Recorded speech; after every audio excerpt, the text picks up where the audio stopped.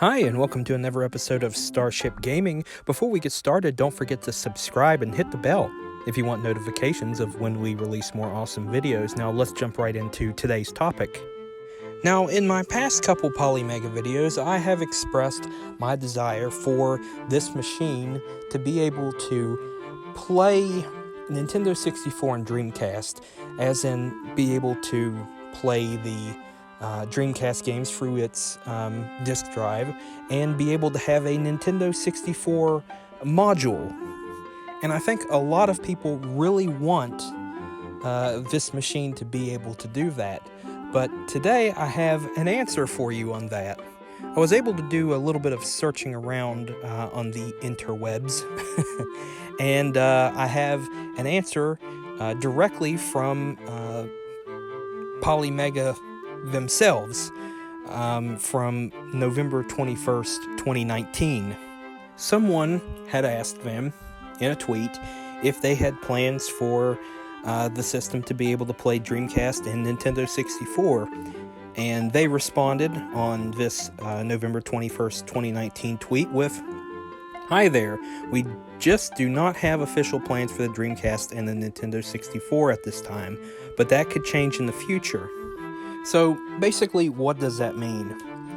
It means that at launch, probably for, at least 6 months to a year, possibly longer, we will not have Dreamcast and Nintendo 64, be able to play both of those or have a module for it at launch. Now, who's to say that isn't subject to change? The Polymega, the whole deal with it is it's constantly evolving. We're finding out new information about it. But the way things are looking, I don't think that we will get Dreamcast and Nintendo 64, the capabilities to play them at launch. But maybe 6 months, a year, 2 years down the road after this is released, we may get a Nintendo 64 module, or the system may get an update to where it can play Dreamcast games. Honestly, I think that would be really great if it did. I don't know what would hold it up. I don't know if it's copyright or legal issues surrounding it.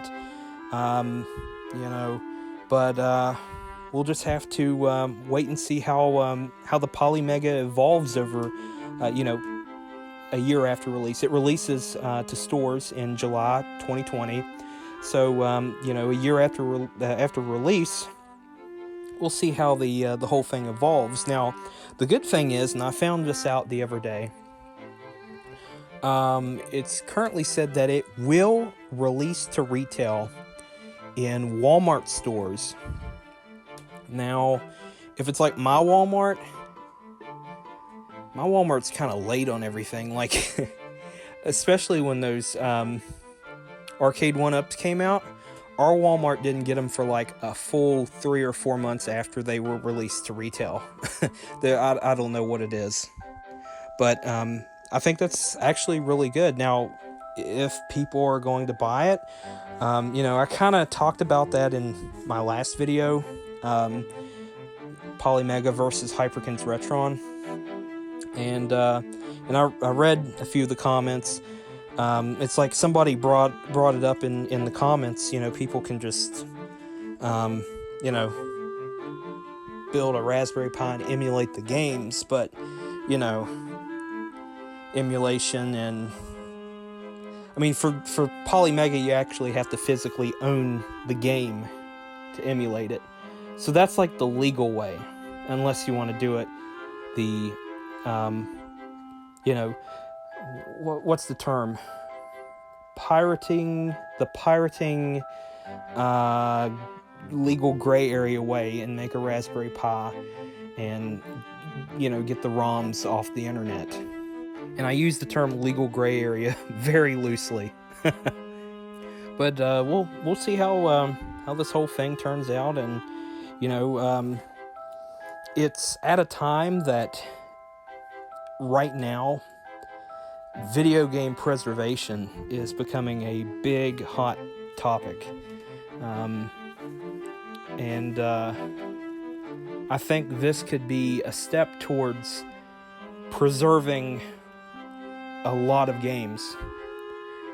And, I have a lot of confidence in it. Now, I don't know if it was ever brought up, but if they could make this thing play Atari Jaguar games, that would be really awesome, because there's a couple Atari Jaguar games I absolutely want to buy and play. Because, let's face it, an Atari Jaguar, if you buy one, it's expensive. A used one is ridiculously expensive off the internet. And another thing, just for the heck of it, Philips CDI and Panasonic 3DO. Make it do that. Of course, an Atari Jaguar module, problem with it, very specified, very specific market. There wasn't a lot of Atari Jaguar games. So, in terms of being commercially viable, I don't really have hope for an Atari Jaguar module being made for the Polymega. But, maybe an update for CDI and Philips Philips CDI and Panasonic 3DO. Philips CDI, maybe not, but Panasonic 3DO, there was a pretty decent library released for that.